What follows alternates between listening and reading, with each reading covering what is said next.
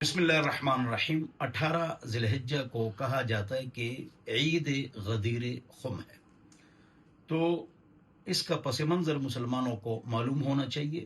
توجہ سے سنو، دیکھو 10 ہجری ہے، 18 ذی الحجہ ہے، محمد پاک صلی اللہ علیہ وسلم واپس تشریف لا رہے ہیں مکہ سے۔ وہاں غدیر خم علاقہ ہے، غدیر چھپڑ سا تھا پانی کا، تو وہاں پر حضور اکرم صلی اللہ علیہ وسلم بیٹھے ہوئے تھے۔ تو پاک مولا علی، ہمارے سروں کے تاج، علی حیدر کرار نامدار عزت دار مولا علی کرم اللہ وجہہ ورضی اللہ عنہ، ان کے بارے میں کسی نے غلط بات کی، نعوذ باللہ من ذالک، تو پاک محمد پاک صلی اللہ علیہ وسلم نے فرمایا اس موقع پر، یعنی کہ باقاعدہ کہتے ہیں خطبہ دیا اور یہ وہ، اس طرح کوئی وہاں افراد بھی کم تھے، زیادہ نہیں تھے، یعنی افراد بھی آگے پیچھے بکھرے ہوئے تھے۔ یہ چند افراد سے بات چیت چل رہی تھی، تو حضرت نے فرمایا کہ من کنت مولاہو فہذا علی مولاہو۔ اس کا نہایت آسان ترجمہ ہے، جس کا میں دوست اس کا علی دوست، جس کا علی دوست میں اس کا دوست۔ مولا دوست کو کہتے ہیں، اور قرآن میں بھی مولا کا اطلاق غیر اللہ پر ہوا ہے، جیسے رحیم منان کا اطلاق غیر اللہ پر ہوتا ہے۔ تو صفات مختصہ باللہ وہ 7-8 ہیں، وہ الگ ہے، یہ ایک الگ علمی موضوع ہے۔ تو بہرحال یہ جو مولا ہے، تو اس کا اطلاق غیر اللہ پر بھی ہوتا ہے۔ قرآن میں ہے وَهُوَ كَلٌّ عَلَى مَوْلَاهُ، ایسا غلام جو اندھا بہرا گونگا ہو، وہ اپنے آقا پر بوجھ ہوتا ہے۔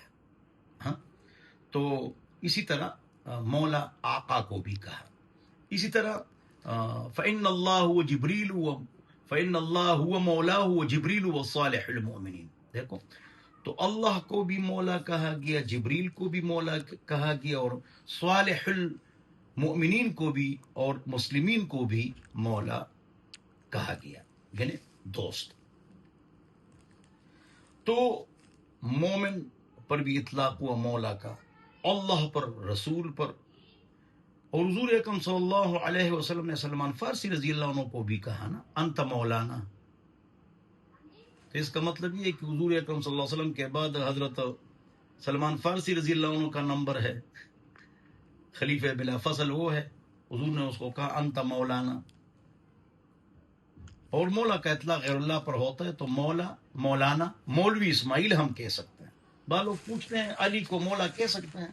میں نے کہا مولویوں کو مولا کہتے ہیں تو علی حیدر کرار نامدار عزت دار علمدار اہل بیت کے سردار، ہمارے سروں کے تاج، آنکھوں کا سرما، ان کے قدموں کی خاک، وہ ہماری جان اور ان اور شان۔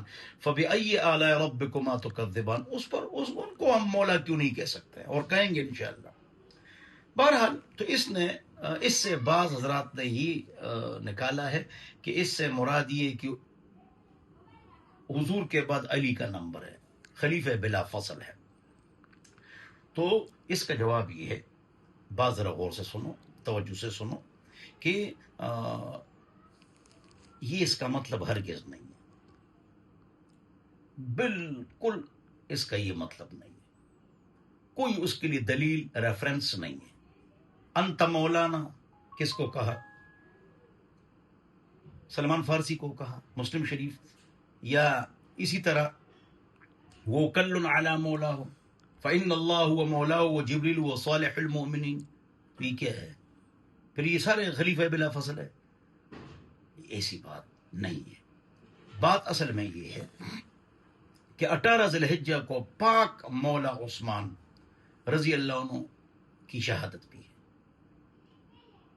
تو یہ وہ اوجھل کرنا چاہتے ہیں، جس طرح معز الدولہ ایک تھا، یہ غالباً 300 ہجری تک تھا، اس نے 18 ذی الحجہ کو عید خم منائی، عید غدیر خم اس نے منائی تھی۔ یہ فاطمیین میں سے تھا۔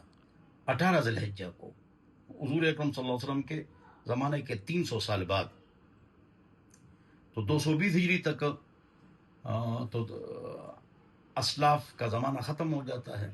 اس کے بعد جو چیز آتی ہے وہ بدعت ہوتی ہے دین کے نام پر. تو بہرحال یہ پاک عثمان کی شہادت بھی ہے. اور حضور اکرم صلی اللہ علیہ وسلم نے جو یہ فرمایا کہ ان من کنت مولا فہذا علی المولا ہو، اس کا مطلب میں نے بتا دیا، مولا کا مطلب بھی میں نے بتا دیا، مولانا کا مطلب بھی میں نے بتا دیا. تو میرے خیال میں بات واضح ہو گئی. اور پاک علی رضی اللہ عنہ اور اہل بیت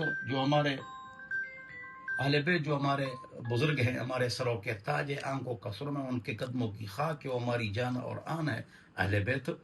تو میں نے بچوں کے نام اہل بیت کے نام پر رکھا ہے. حسن ہے، فروہ ہے، فاطمہ ہے، ہاں سب میں نے اسی نام پر رکھا ہے. اہل بیت سے ہم کو محبت ہے.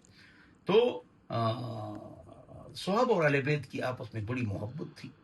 یہ یہود نصارہ دونوں کو آپس میں لڑواتا ہے، ان کی سازش ہوتی ہے. ورنہ حضرت علی رضی اللہ عنہ نے ابو بکر عمر عثمان کے پیچھے نماز بھی پڑھی، ان کو مشورے بھی دیے. حضرت عمر کو بار بار مشورے دیے کہ یہ فیصلہ اس طرح ہے، یہ فیصلہ اس طرح ہے. تو عمر رضی اللہ عنہ نے کہا ہاں گورنر بھی بنایا تھا عمر نے، قاضی القضات بھی، چیف جسٹس بھی علی حیدر کرار کو. تو حضرت عمر کو ایک بار کہنا پڑا لولا علی لہلک عمر، اگر علی نہ ہوتے تو عمر ہلاک ہو جاتے. لوگوں کی تربیت کے لیے ہم یہ جملہ سنا سکتے ہیں تاکہ لوگوں کی تربیت ہو جائے. باقی اس میں ایک نقطہ ہے وہ اہل علم سمجھتے ہیں. تو یہ ان کو کہنا پڑا. حضرت علی کے بچوں کا نام ابوبکر ہے، 2 کا عمر ہے، 1 کا عثمان ہے، 1 کا عائشہ ہے. کربلا میں جو موجود ہیں یہ سارے موجود ہیں. یہ ام البنین سے ہیں جو پہلے عثمان کی بیوی تھی، اس نے طلاق دی تو علی نے شادی کی، اس سے ہی بچے پیدا ہوئے. تو بہرحال اہل بیت اور صحابہ کی آپس میں بڑی محبت تھی، الفت تھی.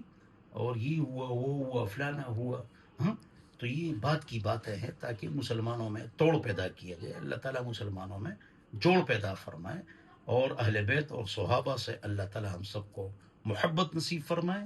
والسلام.